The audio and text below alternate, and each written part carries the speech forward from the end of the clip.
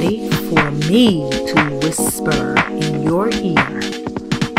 If so, welcome to Wednesday Night Whispers with your host, the domesticated diva, Latasha Scruggs.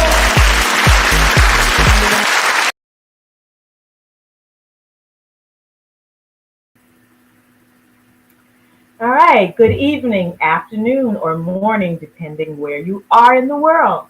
Welcome to my show. You are viewing me live on LSTV. I love to talk, so this is my station for education. I'm your host, Latasha Scurry. Tonight's guest, as a therapist, she works to be the container and do what Alice Miller suggests in the world of a therapist: to act as an enlightened witness, someone who listens without judgment, offers compassion when we can't offer that to ourselves, and who can hold the vision of your whole and healed self until you can step into that fully. She works hard to be a clean mirror to bring her best self to our work together. To do that, she works on a practice of self-care that includes her own therapy, yoga, mediation, time outside, the community, and shelter of friendships and a husband, embodiment practices, continuing education, taking care of herself physically, service, and continuing to explore wisdom and spiritual paths. Please welcome my guest, colleague, Miss Julie Dumas Sands, licensed clinical social worker. Thank you very much. That was a very kind introduction. You are awesome. Guys, she's not just a colleague, she's a friend. I go to her when I need to talk and release. So I really, truly, truly appreciate you being here tonight. Thank you, Miss Sands. Now, do me one favor before we get started. Pronounce the middle name. It's my maiden name, Dumois, so it's Julie Dumois Sands. Dumois. Mm-hmm. Okay. I'll say it correctly next time. Sorry, I've been wondering about that. I said, how is that pronounced? Okay. Well, Miss Dumois Sands, let's just get started. Jump right in here. Tell us, who are you? Who is Julie Dumas Sands? So I am, as you mentioned, a clinical social worker, and I work right now. I'm working at Harper Therapy, and the work that we do there is trauma work and couples work. So trauma of all kinds, including and obviously encompassing sexual trauma. I also work with you, and I'm grateful to work with you as a school social worker at one of the high schools in Hillsborough County. And unfortunately, we do see the effects of sexual trauma all the time with the students that we work with, and also the generational impacts of it, because it's happened in their homes, to their parents, grandparents. So we see that. So I work as a therapist, as a school social worker, and I really love doing trauma work and continuing to be educated in that modality. And I must say that you're very good at it. And so, guys, I wouldn't have her on here if she wasn't an expert. And what I like is she gives it to you. I don't want to say raw, but she lets you know what's happening in such a way that you can't deny it. And what I like about it, she's honest, open, and sometimes you just have to cut through the chase and give it to people. And I like that. I really like that about you. And that's something that I need to work on better, because I always take into consideration feelings, but when it's necessary to not do the feelings, I get choked up. And that's my problem. I take everything to heart. So may not be my job to be a licensed clinical social worker. It may not be. So what is sexual assault? Can you define that for us? So sexual assault is defined as any kind of sexual contact or behavior without the explicit consent of both people. So if someone does not explicitly consent, that's sexual assault, and consent can be withdrawn at any point in an experience. Okay. And so obviously children can't consent. Yeah, absolutely. And so back in the day when we say no means no, no means no. Yeah, but It doesn't mean it's interesting because we need to change that because it really is yes means yes. You don't have to say no. It's the absence okay. of yes. Okay. That makes sense. That makes Yeah. perfect sense. So what is the youngest victim you know that has been sexually assaulted? Unfortunately, it's not a person I've worked with, but I worked with the family, with the parent. And the youngest person that I know of who's been sexually abused was 3 years old. Yeah, By an adult person? by an adult person within her family, obviously someone that young. Um, the younger the child is, it's more likely that it's someone obviously that the child knows, and much more likely that it's a family member. That makes me want to cry. And I watch all these true crime shows, and it's real. And this is what I want everybody to know, that this is real. It doesn't just happen in a vacuum. It really, really happens, and people have to be more cognizant of what's going on with their kids. Talk to them, let them know that you love them, but they need to be honest and open with you. And so, with somebody that young, how do you tell that they've been sexually assaulted though? If they can't tell you. This mom was able to identify it because of physical situations that the student, not the student, that the child was having. She was bleeding. And then the mom noticed that she had, physical evidence of having been traumatized. How can you do that to a baby? That's a baby. I know. And someone who does that, is there like a mental state or a sickness that somebody has when they are touching like a baby? I know that we always say that hurt people. And I know that that part is true, that something has happened or is wrong in the mind of the perpetrator, but in no way does that excuse it. And in no way does that explain it. It's interesting to be, in our fields, education and in mental health, and talk about that evil exists, but it does. It does exist. And to And violate and, something and what that way is evil. it is very evil. And so, okay, so you have a, because the youngest I know of personally is a fourth grader, but I'll get into that in just a second. So, if outside of being that young, or take for instance the fourth grader I'm talking about, is there any signs that you can tell Hmm. that a person has been sexually assaulted? Hmm. Um, and you and I work in the school system together. So one of the things we know is that kids don't always have words for what's happening in their internal life or their experiences. So kids have behaviors. So it's our job as the adult in the lives as children, when there's behavior that doesn't make sense, to become curious.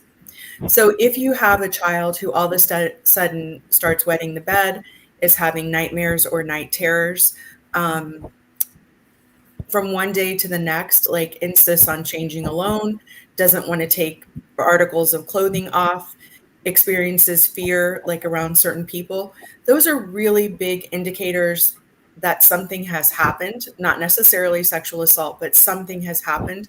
And the parent needs to get really curious and consult with a pediatrician, with a play therapist, with a trusted therapist, and start considering what happened, because something has changed. So any significant changes in behavior in the lives of children should raise alarms, and we should start questioning what's going on. And children are not going to be able to tell us. They don't have the words to share those experiences. So we have to look at behavior. Okay. And so that's the number one sign. Any changes in behavior Hmm. is a telltale that something's going on. It doesn't necessarily mean sexual assault, but something has happened. Yeah. And you know what? I think with all the technology, we let our kids be raised by technology. It keeps them quiet. They're not bothering us. So if they go lock in their room and they're on their computer or on their cell phone, you know what? They're not bothering me. They're home. And I Hmm. think that's a bad attitude to take, or stance to take nowadays, because with all of this, they can see more. They Hmm. get more ideas. So we have to talk to our kids more. Turn off the technology and talk. Kids don't have people skills anymore.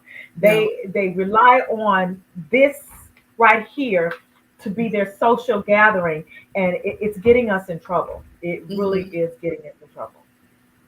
Yeah, I agree So with you. Children don't have social skills, or not all children, but a lot of kids are missing on those social skills, problem solving skills, communication skills. So that's certainly one aspect of it. And you bring up another important conversation, which is that is another way that children can be violated, um, is through social media, either what they're exposed to, the people who they're mhm, talking to, who they think is someone else. So that's, all I right. didn't even think of that in this conversation, but inviting that into it, if a child isn't supervised on their technology, what could be happening? And to hit home right here in Tampa Bay, um, um, resource officer Lisa May. She has agreed to come on my show. We just haven't solidified a date yet, but her story is very interesting. Where it's not just little kids. Here's a teenager riding home on her bicycle, and Mhm, somebody grabs her. And then what intrigues me about her story is that she was like she didn't tell anybody because she didn't think people would believe her. mhm, And then as she's watching the news and she sees that, I don't want to give the whole story away, but she sees that there's somebody in the neighborhood doing this. She was able to go to the police and help. It was 12 days later and a few more victims later, but she was able to help catch her perpetrator. But I think in this world we have a tendency as women to think that people are not going to believe us mhm, if we're sexually assaulted. Or, you know what really bothers me? She wore that mhm, and she invited it because of what she had on. mhm. You know, sometimes yeah, things are inviting, but nobody should be able to touch you because of what you are wearing. Do you have any thoughts on that?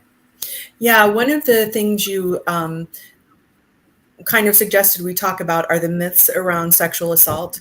And that's a big one, is that the person wanted it, the person asked for it. And even that, did you say no? Did you say it loud enough? Did you say it 3 times? Like Right. all of those kinds of No. things. Um, and I think that, yeah, we have to be really clear that if a child tells us something, if a woman shares something, we believe it until proven otherwise, instead of the Yeah. reverse. Yeah. Um, and also, there's no such thing as she invited it. hmm I'm glad you say that because I think that was an old school myth. You know, the older crowds or the older generation used to say, "Oh, she invited him to the house, so she must have wanted it." If I invite you to my house, I invite you into my house because I like you. Not the invitation is to have sex all the time. It's just not. And I think people take that that invitation out of context and just assume that that's the next step.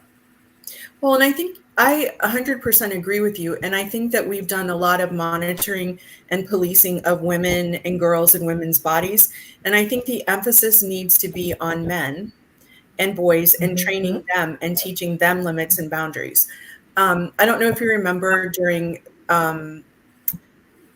the presidential election in 2016 when Donald Trump made those negative comments about women and sexually assaulting women. And, a lot of people were like, Enforcement. no, that's just locker room talk. But a lot of men responded, not in this locker room. And so Right.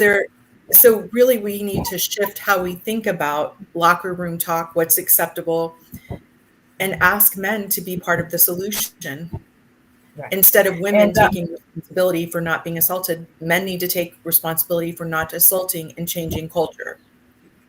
I can go off on a tangent because 20 years ago, this may not have been a topic, but what I'm going to say, and I know I'm going off a little bit, but it's not just men assaulting women anymore. There are women assaulting women and men Mhm. assaulting men. So now it's coming from all directions, and we just have to be even more cognizant because it's not just the heterosexual Yeah. relationships that are being assaulted now. We have to think about I'm not trying to offend anybody, but we have to think about the homosexual arena as well. People are, I know of girls who I only know one instance. Now, I'm not going to say like I know a bunch of girls, but I do know one girl who confided in me, and I did tell. She was in seventh grade that she went out to see one of her friends, and her friends assaulted her. And she was just like, that's not how I am. That's not who I am. I thought I was just hanging out with you. And the girl sexually assaulted her. So Yeah, I we think have to. these days there's so much more, right? Like when we even talk about LGBTQ kids or adults and how they fit into the picture. I mean, it's just, yeah, we need to really increase the way that we see the humanity in others and just deeply respect that those are people's bodies, those are people's lives, and in no way is it You okay can't. to violate someone. And so I don't know. Me personally, I don't know any numbers behind, any statistics behind how many people are sexually assaulted. Do you have a roundabout number? Yeah, this is disturbing. When I knew we were going to get on this call and you suggested we talk about this, I looked up some information and I got this information from RAIN, which is the Rape, Abuse, Incest, and National Network, which is the largest Wow. anti sexual violence group in the country, and they're based in Washington. Every 68 seconds, an American is sexually assaulted. That's incredible, right? We've been on the air for 16 minutes. So that's that many people in our country who've been sexually assaulted. 1 in 6 women have been a victim of an attempted or completed rape. 3% of men have experienced completed or attempted rape. 67% of those events happen at or near the victim's home. Oh, look at Miss Ruby. I love Miss. her. Yeah, I saw that and I was like, let me say hi. Okay, I'm sorry to interrupt your thoughts. And most children who are victimized, 66% of kids are between the ages of 12 and 17. And so about 33% are under the age of 12. So the majority of kids that are assaulted are between the ages of 12 and 17. And that's kind of an age when there's less supervision by parents. Kids are starting to become more independent and mobile. Wow, that's insane. 68 seconds. That's insane. I would be walking around thinking about that all day long. Like, oh my God, somebody somewhere is being sexually assaulted. I And that never thought that number was going to be that high. and that's not even like children that are being approached online, you know what I mean? Like the introduction to sexual trafficking or inappropriate contact with an adult online. That's attempted or completed sexual assault. That's insanity right there. And here again, this is why I have these conversations and talks online, because I'm here to educate people. That number, it really blows my mind. And to sit around and think, and all I keep thinking about is it's men to women, but it's not. And it's, this is a world that has just gone array. How can we walk next to somebody, and you know, I touched a kid yesterday on the shoulder, and he jokingly yelled rape. I said, nah, that's not funny at Mhm. all. Knock it off. It's not funny, because somewhere in this world somebody is being sexually assaulted, Mhm. and that makes my stomach hurt. I am so sorry. That number is mind blowing. Okay. Okay. So, is there a way to prevent being sexually assaulted? Well, I think that that's an interesting question, right? Because again, it puts the onus on the potential victim rather than on perpetrators. And so I think we have to, like, there has to be a cultural shift to look at why sexual violence is so prevalent, and almost that it becomes somewhat acceptable, right? Like when we have a president of the United States joking about groping women, and Yep. it being locker room talk. So I think Yep. that there's a lot that is woven into the fabric of our society, um, of all different kinds of violence, and sexual violence is just one kind. And as you said, I think it's a symptom of a society that is not doing well, that is somewhat sick, that we're at this point. So how do you stop? The majority of sexual assaults happen at or around a victim's home. So some of that is just becoming more aware, making sure that doors in your car are locked, your windows are locked, all that kind of stuff if you live alone. Mm-hmm. Making sure that if you're out walking or jogging or doing something, that if you can, that you're not doing it by yourself, that you're not in alleys or by bushes or on deserted kinds of roads or things like that, not wearing headphones where you can't hear. Those kinds of, That's a good one. That's a real good one. yeah, I, just, I mean, we need to poster that because everybody wants to put in the earbuds and you can't hear. Even mhm, when I'm walking down the street, I'll say hi to somebody and they don't respond, and then I look and go, "Oh, they have on earbuds." You mhm, know, it's making us socially inept where we don't talk to anybody, don't bother me, but then you're making yourself vulnerable to the person running up behind you, getting ready to snatch you. yeah, yeah. Oh wow! So I've been sexually assaulted. What do I do now? The first thing that you need to do is take a breath and know that it wasn't your fault, and find a trusted person that you can talk to. Um, it's interesting because we are traumatized, whatever kind of trauma, in relationship, and we heal in relationship. Um, Mhm. so the first thing to do is take a breath, know it's not your fault, and if you can, get support from someone as quickly as you can. Just have them come with you. Kind of the practical kinds of considerations. You can get a rape kit done without making an official report. So if you choose to do that, in Tampa, we have a sexual abuse treatment center, and they will do rape kits, and they have nurse practitioners of both genders, and so you can choose kind of who you want to do your rape kit. Um, I so hear that a lot. What is a rape kit? Do you know what is entailed in a rape kit? 'Cause yes, and I hear this on TV, and I I don't have know a what it is. I have a link to share with you so people can actually go through and see it. But it Okay. is very similar to like a GYN exam. Hmm. And so they ask that you don't shower, that you don't bathe, you even use the restroom if you can help it. Don't brush your hair, because they're really going to look at your body as the scene of a crime, and they're going to take Okay. evidence from wherever they can.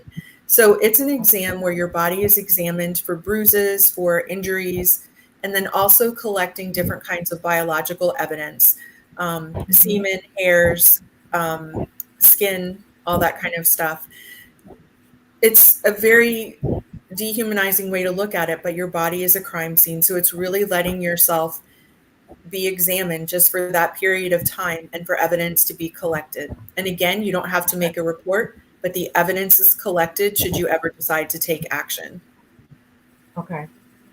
Wow. I didn't know that. I keep seeing that on TV. I watch a lot of crime shows and they say, "Oh, she needs to go to the hospital and get a rape kit." And I'm like, "What is a rape kit?" That just sounds like it's really invasive, but if you've gone to the GYN, just expect it. And I never thought about it the way you put it. Your body becomes a crime scene. I just never thought about that. Um, and it's helpful to know let everybody know, men, women, whatever. If you've been sexually assaulted, don't take a shower. And I know that's the first thing that goes to our mind because we feel dirty. We Mhm. feel like we just got to get that person scent off of our bodies. But you're doing yourself a disservice when you do that, right? Yes, save your clothes. Don't get rid of your clothes. If you can, get a friend and call the police, or get to the crisis center in Tampa, and they will walk you through the process. Typically, there's a victim's advocate or a rape crisis center advocate that will sit with you through the exam, or not, but just be available to answer questions and offer support. Um, yeah, it's a very invasive, re-traumatizing kind of experience for a lot of people. And Unfortunately, it's necessary. I think that's the biggest part. People don't want to go through it because one, I hear this a lot too, and it's a myth, I'm sure. They're not going to believe me, so Mhm. I'm not going to go through with this, and it's just humiliating, and they're not going to believe me. So why do this? Why go through this? And I wish we can get people to not do that. For everybody, every 68 seconds we're on the air, somebody get to one of your friends and talk to them, help them out because this is crazy. Now, so when it comes to this type of trauma, how do they begin to heal? Mm. Yeah, this kind of trauma can impact you in so many ways, right? Because like your body has been impacted, your trust has been shattered. Um, Yep.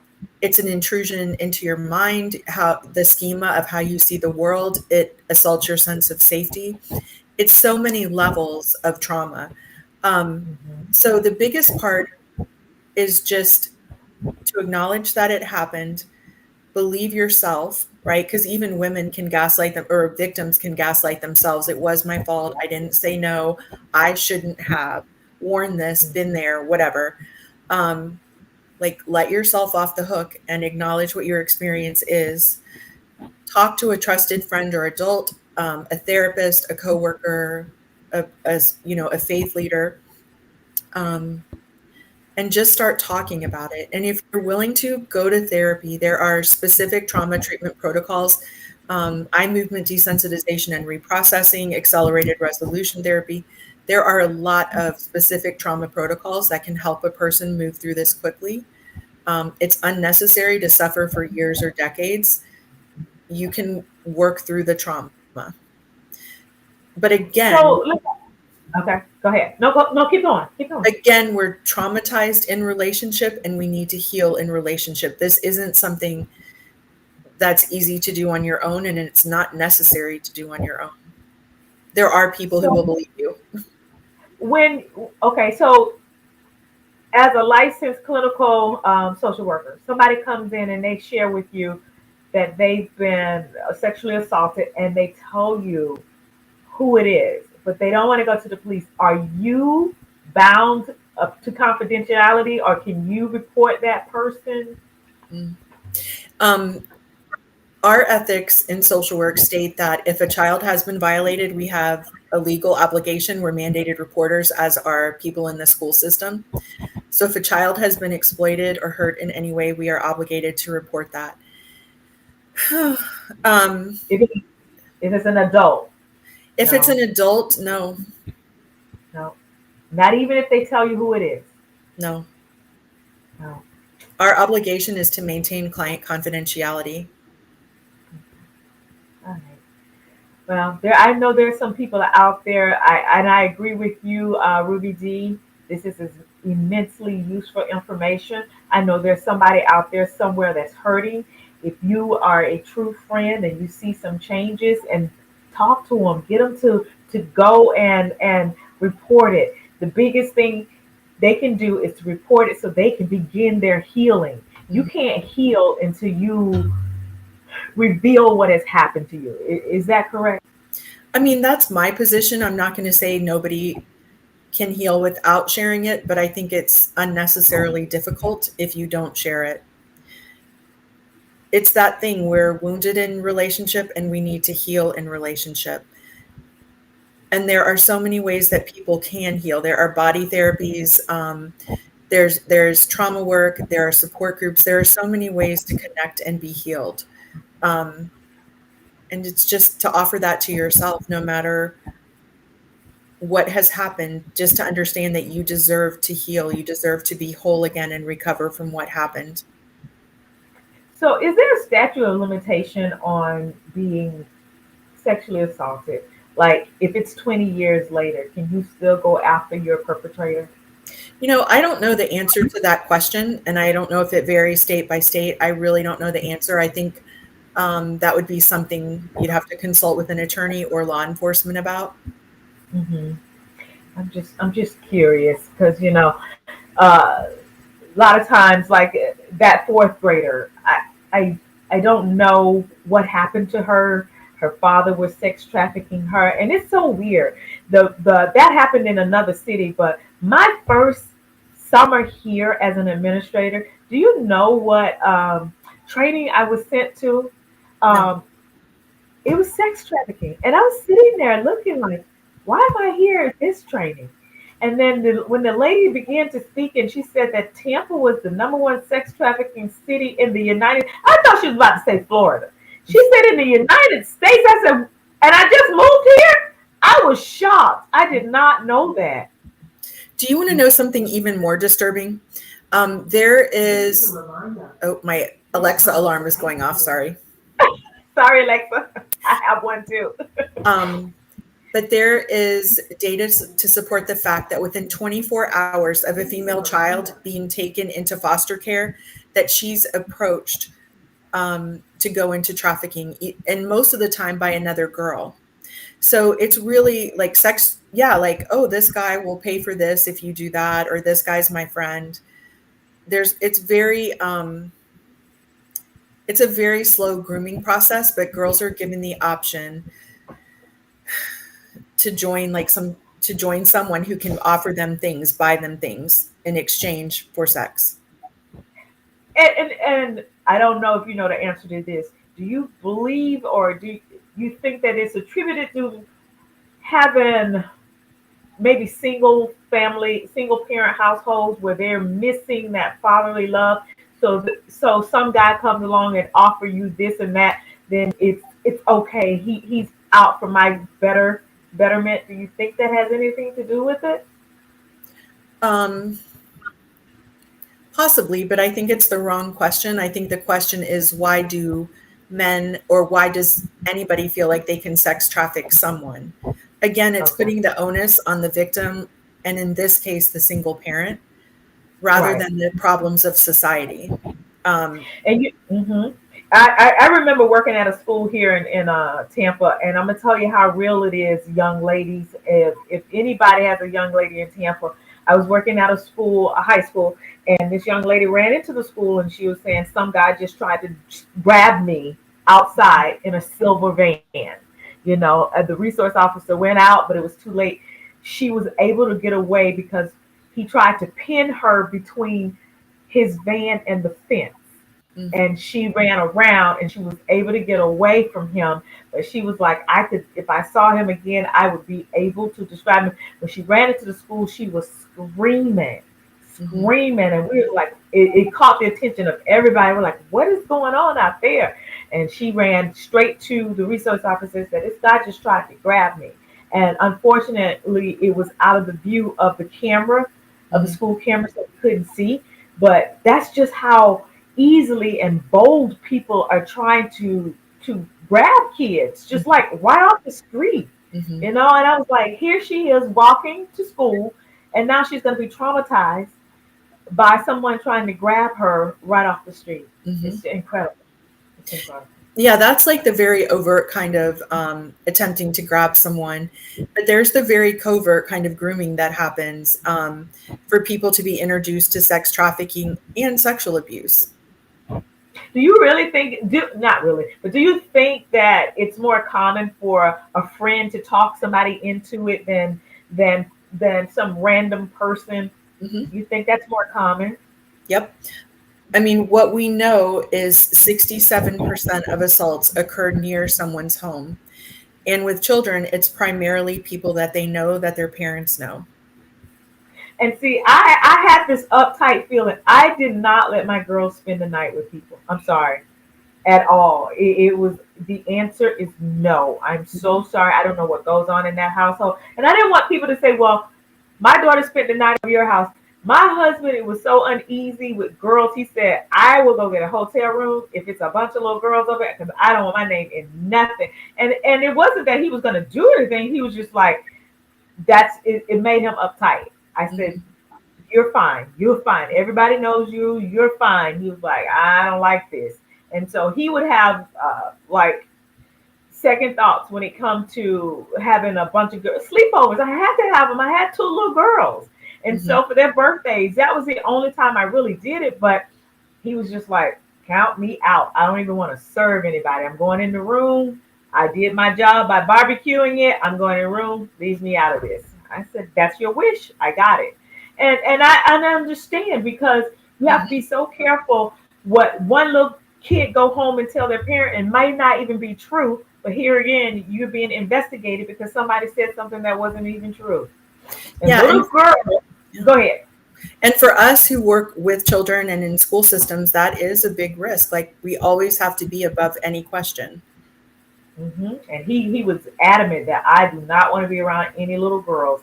And I thought it was a bit much, but as I'm listening to you, when you say 68 every 68 seconds, I understand where he was coming from. But then again, he also worked at the prison where he saw sex offenders and things like that. So if he knows, just count me out. And that was his attitude towards that. Just count me out. If we having a party at a playground or something, I got you. But if it's the little girls coming to the house, I don't want no parts of that. None.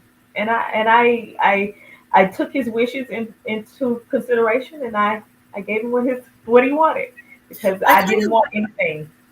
I love that, because it's really talking about how sacred your family was to him. He did not want to risk anything. And he does. He's protector. He has now 4 women to protect, because that little one, I think, has him wrapped around his finger. Yeah. So, Miss Sands, you are truly, truly amazing. I love the wealth of information that you gave us tonight. Anybody who's seen this, please forward this on to somebody who has young girls, who have young children, period. Get them off of their social media sites and talk to them, or tap into their phones. There's ways that parents can see their social media sites. You don't know who is trying to grab your child off of this, and make it so easy. We could do a whole nother segment about social media and cell phones and electronics. Parents, we need you to be parents and stop letting these kids go into their rooms and you forget about them because they are not bothering you. We have to be more attentive to our kids. So, Miss Sands, Ruby, you stole my line. She stole my line. That's one of my tags that I put up, and I was trying to find it. And Ruby, are you in my head? Are you in my head? Because yes, she is amazing. So, Miss Sands, you got an amazing from her, and you got an amazing from me, because I just really believe that this was information that needed to be said. And I gave you links, share it with your friends. But anybody who knows or has somebody who has young children, and I'm sorry, as young as age 3, need to be talking to them, showing them this information, and letting them know that if it does happen to you, take away the myth that nobody is going to believe you, and then get them help so they can start the healing. That's the only 2 pieces of advice that I can give you that doesn't have any evidence behind it, other than me saying, please take care of your family. Okay? Anything you want to say before we go, Miss Sands? Well, I really appreciate the conversation. I really think that this is important to talk to people about. And I know this is a difficult conversation. There's a lot of good in the world too, but this is just specifically focusing on this. And it's a tough conversation. It's important to have. And there are lots of ways to talk to your kids and friends about this. And I appreciate you and Ruby, 2 of my favorite strong women friends. Listen to me. When I say you can come on my show anytime you want, any topic you ever want to talk about, just let me know. You know where to find me. You have my number. We work together. If there's something you think that's worth getting the message out there, I'm here. My platform is open. It's my show. I air every Wednesday night at 7 o'clock p.m. So if you ever want to talk about anything, next week I'm talking about alcoholism, because it's part of one of the awarenesses for April. And I have to say that sexual assault is an April awareness topic. So that's why I asked one of the gurus. As soon as I saw that, I said, I know who I'm going to ask to do this, because she has a plethora of information. And I just like your demeanor. When you're at work, you're just so matter of fact. Here it is. You can take it how you want it, but this is how it needs to be said, and this is what needs to be done. And I appreciate that, Neil. I really do. Thank you. All right. So I am going to take you off, and I'll see you later tomorrow at work. Okay. See you tomorrow. Bye. Thank you for joining me. Bye-bye. Bye. Yes, ma'am. So, guys, she is gone, but I do need to say thank you to the amazing Julie Sands for joining me tonight. I think the information that she gave us was well worth it. So She is my colleague and I adore her. April is also Alcohol Awareness Month. Please, please email me at scurry.latasha@gmail.com. If you or someone you know has overcome alcoholism and would be interested in sharing their story, my email again is scurry.latasha@gmail.com. I am always looking for ordinary people with extraordinary stories to tell. So please subscribe to my YouTube channel, Domesticated Diva, and watch Facebook on Sunday nights for upcoming shows. I'm Latasha Scurry. Thank you for watching Wednesday Night Whispers on LSTV. See you soon.